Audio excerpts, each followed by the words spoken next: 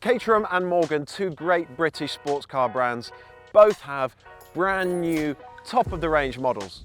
Caterham's new flagship is the CSR 20, Morgan's the Supersport. So what do they like to drive? Both cars break new ground for their makers. The CSR 20 is the most upmarket Caterham so far. The Supersport's both the most sporting and the most modern Morgan yet. Caterham has been building the CSR chassis for 20 years. This car celebrates that anniversary. Appropriately, only 20 will be built for the UK market, each one costing from £79,995. The CSR chassis isn't like other Caterham chassis. The front suspension is fully inboard, the rear suspension fully independent. That makes this the most compliant Caterham there is, the one that's best suited to long distance road trips. Caterham talks about this being a more upmarket kind of car, but in the same breath, they talk about exhilarating handling. It's still a Caterham. The 7 hasn't gone soft, but there is more space in this interior. It's a wider chassis. It feels more upmarket in here. I've got some nice soft leather.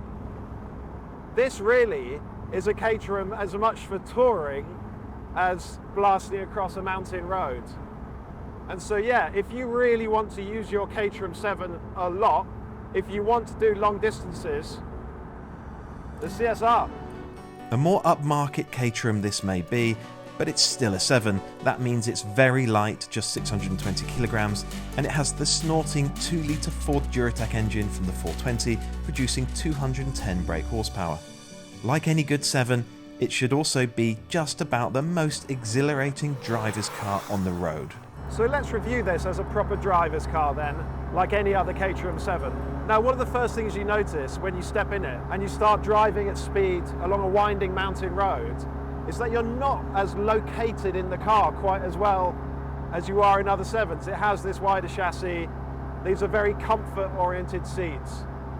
And so even though I've got this harness, I found myself just sort of moving around in the car a bit more than I'm used to in other 7s. The chassis also feels very, very different to other 7s. So we've got inboard springs and dampers on the front. Normally you can see the springs and dampers.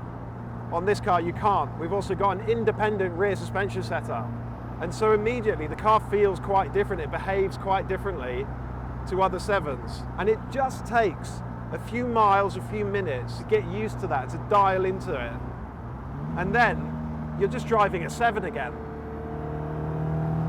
It is brilliant, brilliant fun. It really is.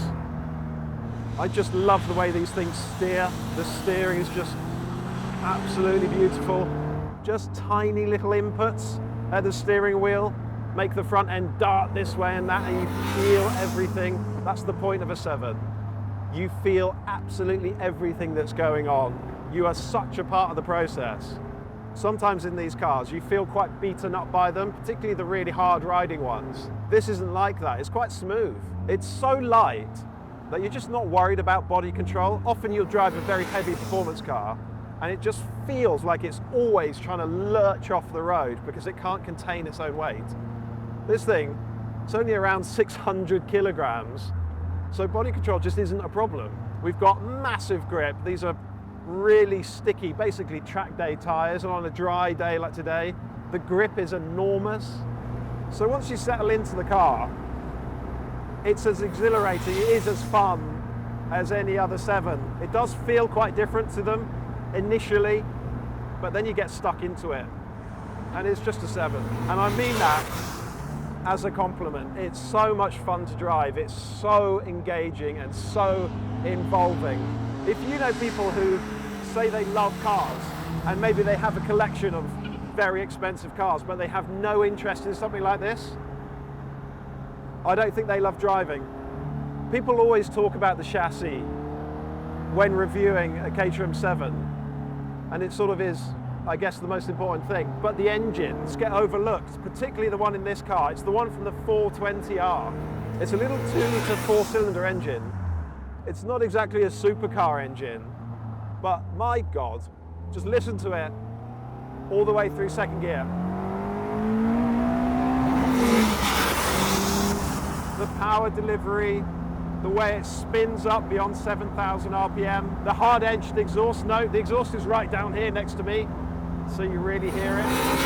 The engine's phenomenal. It's got loads of torque. It's the right amount of power for one of these. It's a great engine in a great sports car chassis with a great manual gear shift as well. This car is really enjoyable. It's a lot of money. You don't have to spend 80 grand to get a brilliant Caterham 7. So is this CSR the one to have? If it means you'll use it more often, if it means you'll do long distances in it, maybe. But I think I would have a 420 and save a lot of money and have more fun.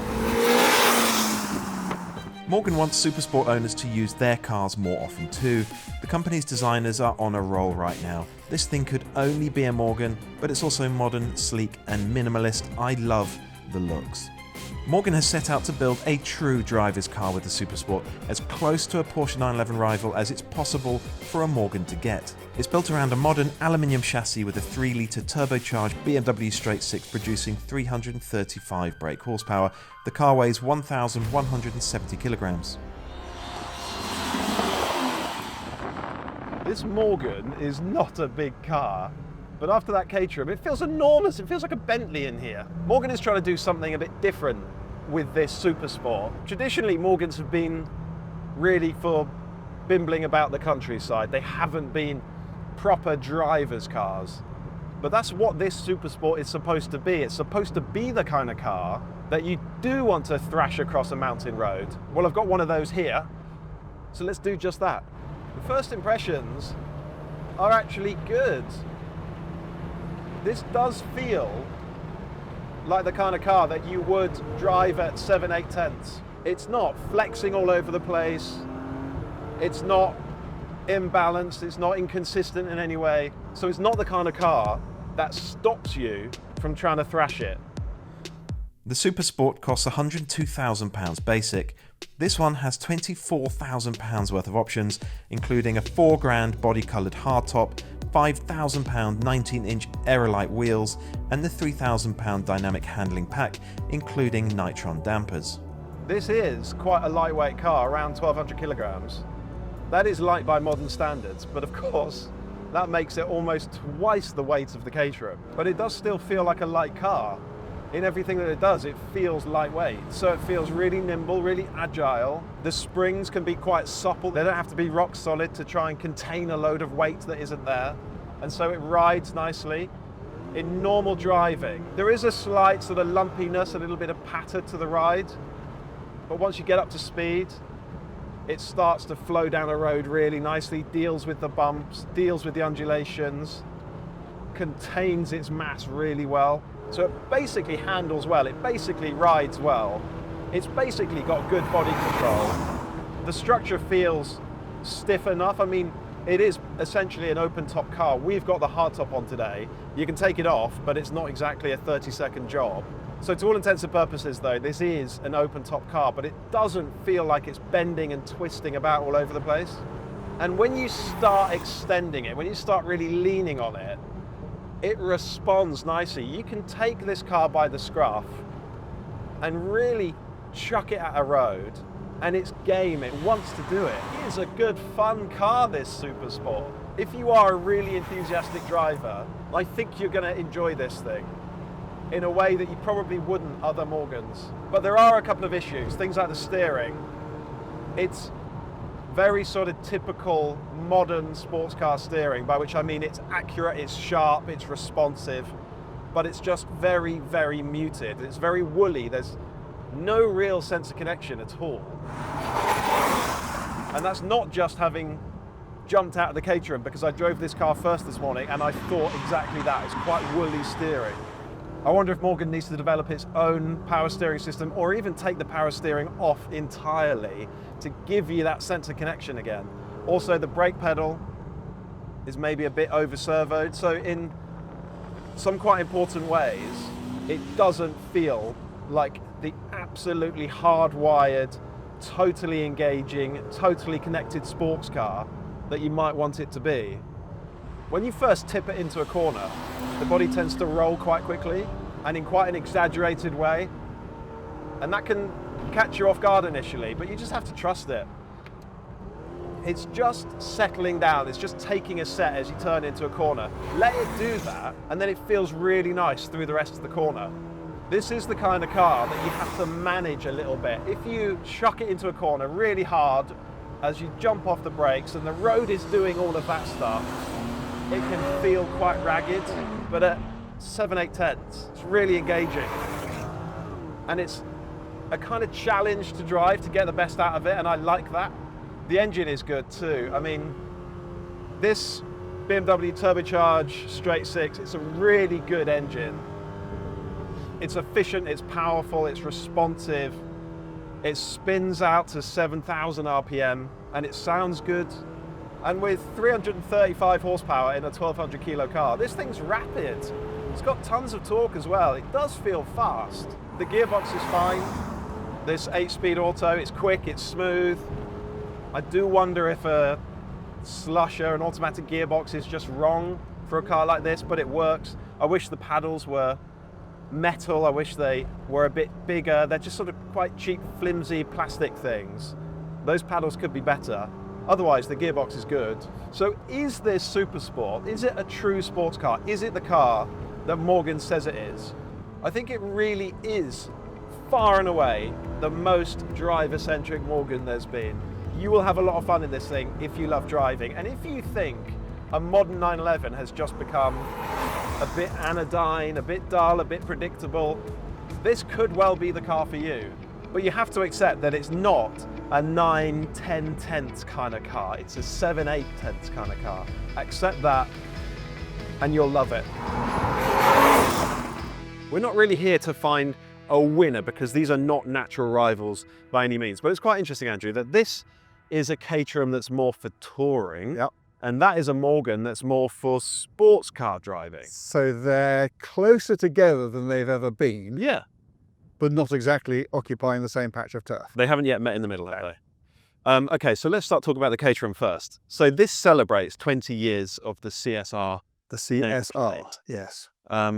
It's limited to 20 units, certainly in the UK. I think I'm going to do another 20 for North America. Yeah. So can you just sort of run us through what's different about this compared to a typical 7? Yeah, it looks like a 7, doesn't it? It does. And it is, but it's a very different kind of 7. It is a 7, I guess, which is more intended for making long distances a bit more civilized. It's a much more technically capable 7. The big differences are the chassis is a lot stiffer. Is it? Yeah. I mean, massively, yeah, a number of percent stiffer. You mean torsional rigidity? Or the torsional rigidity, yeah. And it's got inboard dampers, springs, push rods at the front, which is very sophisticated. Yeah. Because usually we're used to seeing the damper spring units there. And at the back, instead of having the really very old-fashioned Didion rear suspension, it's got a proper double wishbone setup. And there's nothing new about that. You know, the CSR is 20 years old. And they've always been a particular minority taste, really. If you want all the blood and fun thunder and the going sideways and, you know, just having a hoot in a Caterham, this is not the car for you. But if you just appreciate sort of, it's kind of like the fine wine version of a Caterham. It's a connoisseur's Caterham, which is lovely. But it may not be why a lot of people want to buy Caterham in the first place, who just want to go out and just have as much fun as they possibly can. It is easier to use in sort of normal driving over long distances. It would be, doesn't it? It rides, it's got a bit more space. Yeah. It feels a bit plusher inside. Yes. So it is a more usable kind of car, more of a touring sports car. Yes. Does that mean it's the one that you would want? No, it's not. Actually, when I got into it, and I remember this when I first drove it 20 years ago, thinking, oh, this isn't for me at all. Why have they done this to a Caterham? Actually, as the day goes on, you spend more time on it, you do understand why it is the way that it is. It was actually set up by the late great John Miles, who used to be Jochenmann's teammate at Team Lotus in Formula One. Yeah. And he just wanted to make the Caterham as good as a Caterham could be. I might argue that that's not really the point. You want to make a Caterham as fun as a Caterham could be, and if that means it has to have some flaws and foibles, then so be it. And I would myself rather put up with a Caterham that doesn't ride as well as this, and is a bit more on the nose, And, you know, because that's just kind of like fun. It's more involved, it's more driving. But at the same time, if you're just going pretty quick, but not utterly balls out in a Caterham, and you love the nuance of the steering feel and that whole thing without all the insanity that goes with it, it's a cracking car still. It is, and compared to 99% of sports cars out there, it's more involving, it's more invigorating, isn't it? It is still a hell of a driver's car. And the engine and gearbox are just fantastic. It's so well suited to this car. So that's the Caterham. Let's move it on to the Morgan. The Morgan, Now, can we just address the way it looks, first of all, please? I'm not really sure I feel qualified to, I mean... Okay, I'll say, I love the way this car looks. I love it. I think it looks absolutely brilliant. It's clearly a Morgan, but it's much more modernized. It's more minimalist. It's almost Art Deco, certainly these wheels and some of the details. The design team at Morgan, they're very young. They're all young guys. This is what happens when you give Morgan something as traditional, as old as Morgan, to a bunch of young guys. They do this with it, and I love it. Okay, so Not everyone does. no, I love a lot of it. I love the front of it. The bit we're looking at here, I absolutely love. Oh, not that bit. The back of it, we haven't today, because we haven't been told how to do it, been able to take the hardtop off. I would love to see what this car looks like without the hardtop on it. The back of it, to me, just looks a bit too much like too long a glide slope and a bit awkward. But then again, you know, we're not really here as sort of people to judge the aesthetics, are we? We drive cars, and we kind of think about what they look like as a sort of second or third priority. But it is, I mean, what I do like about it is it does look modern, and it does look unmistakably a Morgan. Final word on the way it looks. The traditional Morgan buyers are apparently not very keen on it, or they're certainly split down the middle. We had one guy turn up earlier today in his very traditional Morgan, a slightly older chap, and what he said was, seeing it today confirmed my suspicions. He did not like the look one bit. But this car isn't for traditional Morgan buyers. They don't want it to appeal to their core. Is exactly They want it to appeal to people who would never previously have considered buying That's what it's for. That's what it's for. That's why it looks the way it does. That's why they've tried to turn it into really their first, in all their history, real sports car, real driver's car. Yes. So let's talk about that. Is it a real driver's car? Is it a real sports car? No and no. Sorry. It isn't, but I mean, that's not necessarily to criticise it. If you want a real driver's car and you want a real sports car, drive that. Take the Caterham. If you want a long-legged, beautifully built, very evocative way to get from place to place, which is still fun to drive, very satisfying to drive, I mean, so much better to drive than any other Morgan I've ever sat in, then it's cracking. It doesn't have to be absolutely, you know, sporty. You know, a car like this is going to appeal to people who are never going to think about buying a Caterham. Because if they're going to do that, they'd just go get a Caterham, wouldn't they? So I don't criticise it for saying that it's not a sort of, you know, hardcore driver's car. I don't think it's what it's trying to do. They're not trying to do that, no. It's £102,000 basic. This one has £24,000 worth of options. These wheels. A lot of wheels. £4,000? £4,000 or £5,000, yeah. I'd spend it. But would you spend 102 grand on this thing? Because that is base 911 money, isn't it? Almost correct. I wouldn't. But I don't think it's aimed at me. Yeah. I am, despite it all, still a Caterham kind of guy. I just love all the silliness. And this isn't a very silly car. But it is a very good car. I mean, as I said, I've driven every kind of Morgan. Actually, I love the three-wheelers. But anyway, every kind of four-wheel Morgan going back. And I've never been impressed by any. I've never driven, apart from one really hooky +8 about 30 years ago, I've never driven a Morgan that I've got enthused about. I can enthuse about this. So the fact that it's not quite for me, probably says more about me than it does about the Morgan. And there is fun to be had in this thing. Great roads around. You're up in the mountains, beautiful day. You can hustle it, get on top of it, and enjoy driving a sports car. But it's nothing like this. A 911, for instance, would dust it and be more thrilling and more invigorating. I mean, what it needs, and if I were, you know, Morgan ever wanted my opinion, you know, you've got to get rid of, I presume it's a bought-in steering system, maybe from BMW or from somewhere. There's just not enough feel. It's got far too much assistance. So too the brakes, they're over-assisted. You know, this is an 1,100 kilo car. It doesn't need, you you know, power assisted this or that, and and it's hurting the driving experience. Yeah. But other than that, given that this is actually a modified version of the Plus 6, it feels like a new car. So, you know, hats off to them for all they've achieved with this, because it's, as I said, it's, you know, it's really worthwhile and a massive step forward for them. It does feel to me like there's a bit more headroom. They could go a bit further if they wanted to. I don't know if they ever will. I don't know if that's the whole point of this car or not, but it feels like it could go a step. Imagine that with unassisted steering, unassisted brakes, and a manual gearbox. Oh, yeah. It's a shame that there's no option of a manual. Yeah, but that's the BMW, isn't it? It's tied to a BMW engine. That's the only gearbox that will talk to that engine. So, well, I think I did see an interview, and that matter was kind of left hanging. okay. So maybe if people wanted, there's a way to do it. But in the meantime, the other thing I just want to mention to you is how good is the view down the bonnet when you're in it? That's great, isn't it? You feel like you're sitting in a like axle. It feels, Yeah. that bit actually feels very traditional. You feel like you're sitting at the back of the car with this bonnet stretching out in front of you and the headlights rising up in front of you. I love all that stuff. It's very cool. It's very evocative. It's a good experience, this car. It is. Yeah. It's a lovely thing to be around, to be in, and finally to drive across a good road. Yeah. So there you go. Morgan and Caterham, their new flagships, very different cars, but starting to sort of meet in the middle a little bit. Thank you ever so much for watching. Please give this video a thumbs up, subscribe to our channel, and check out the Intercooler, our multi-award winning ad-free online car magazine. We've just made a whole suite of upgrades. You can now listen to our podcast if you're a subscriber, totally ad-free. There's another midweek podcast that we do just for subscribers, and this is the big one, all of our written articles from now on are going to be available as ad-free podcasts as well, but only to subscribers. So here's the link. Go and have a look at our subscriptions. You can start a 30-day free trial if you want to and see what the Intercooler is all about. Thank you.